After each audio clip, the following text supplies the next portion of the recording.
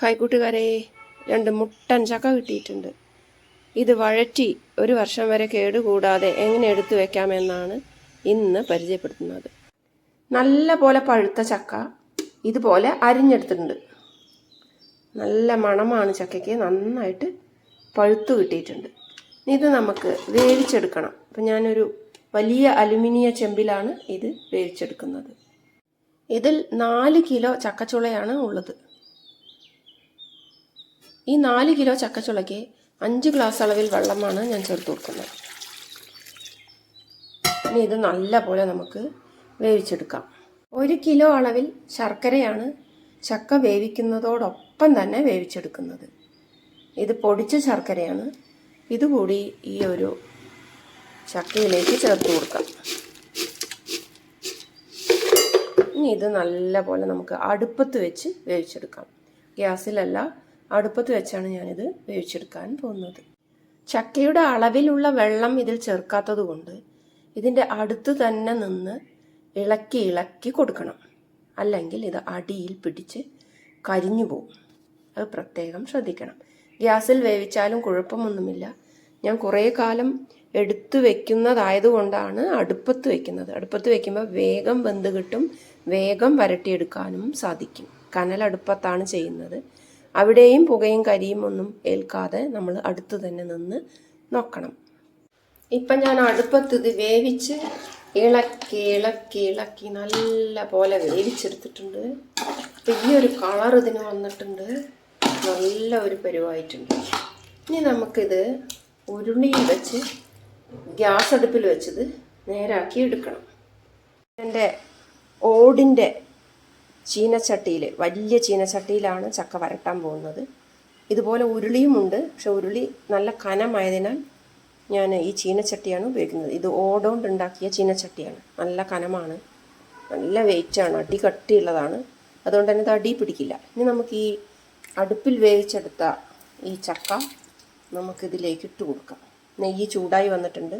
2 teaspoon അളവിൽ നെയ്യാണ് ഇട്ടിട്ടുള്ളത്. ഇങ്ങനെ മുഴുവൻ ചക്കയും നമുക്ക് ഇട്ട് കൊടുക്കാം.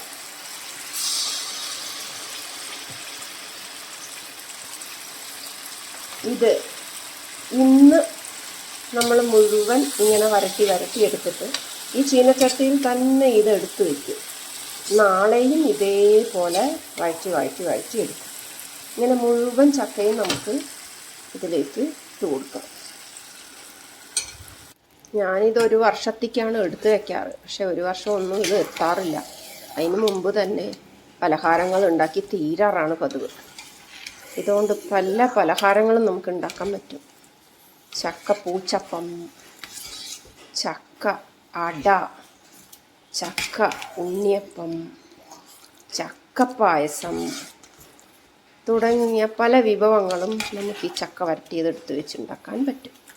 മഴക്കാലത്തേക്കുള്ള വിശപ്പ്, ആ മഴക്കാലത്തുള്ള വിശപ്പ്, ആ സമയത്ത് നമ്മൾ ഈ ചക്ക വരട്ടിയത് ഉപയോഗിച്ചുകൊണ്ടുള്ള പലഹാരങ്ങൾ കഴിക്കുമ്പോൾ നല്ല രുചിയുമാണ്, വിശപ്പടങ്ങുകയും ചെയ്യും. അപ്പം നമുക്കിത് ഇങ്ങനെ അടി പിടിക്കാതെ ഇളക്കി ഇളക്കി കൊടുക്കണം. നല്ലപോലെ ഇതിൻ്റെ വെള്ളമൊക്കെ വറ്റി വരുന്നത് വരെ ഇത് ഇളക്കിക്കൊണ്ടേയിരിക്കണം. അതിനാണ് നമ്മൾ നെയ്യ് ഒഴിച്ച് കൊടുക്കുന്നത്. അടി പിടിക്കുകയില്ല.